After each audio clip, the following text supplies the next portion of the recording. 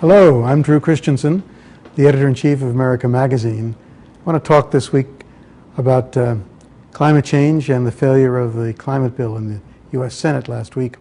Last June was the warmest June on record in New York, and this July just completed was the warmest July.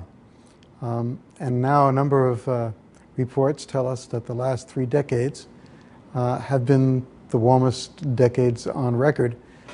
It's hard frequently to talk from particular catastrophes and particular weather events to global warming, as we know.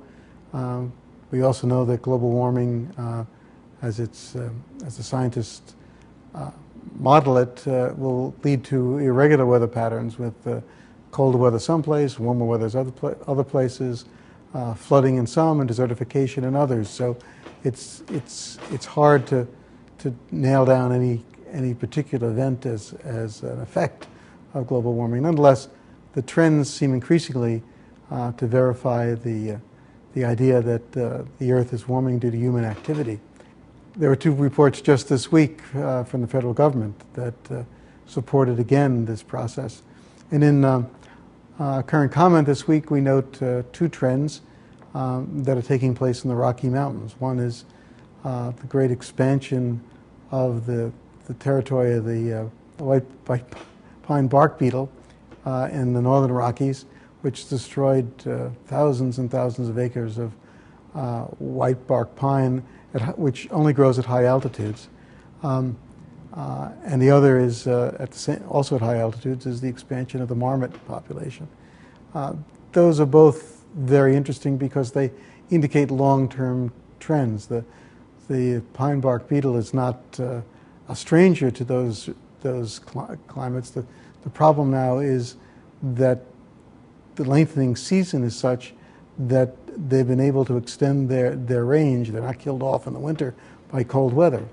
And similarly, with the marmots, the marmot population has exploded in the west at high altitude, and the marmots are growing fatter as well. It's an interesting side point because they have longer to forage in the terrain in which they occupy. But both indicate that there's warming trends that have gone on not just for a few years, but for decades now, that leading to climatic change, which in the case particularly of the pine bark beetle is a danger. It affects the ability of the mountains to retain snow, and therefore the release of the snowmelt in the spring, leading to potential for much greater flooding on the downstream areas, and also lack of reserves of water going into reservoir systems upstream that cities downstream depend on. It was very sad then to see that the Senate failed to pass a climate bill, even to consider the fragments of a so-called energy bill that was what was left of the climate bill. The Senate, it seems more and more to be a broken institution that can't deal with the global problems that we face in the 21st century. Climate change is an issue that affects the whole world, to which the U.S. is a major contributor, and a problem to which the U.S. needs to be a solver. Unless the U.S. is there to help provide remedies by reducing its carbon emissions, the problem will get worse.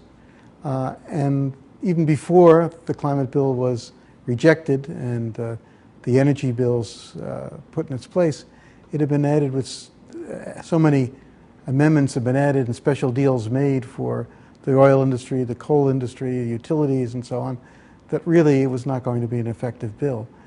We need to find a different way to governing ourselves if we're going to to govern responsibly in light of the global problems we're facing in the 21st century. We need to find a different way to address our governance, and that means governing for the common good. It would be my hope that after the elections in the fall, a new Senate will be able to attend to the demands of the planetary common good.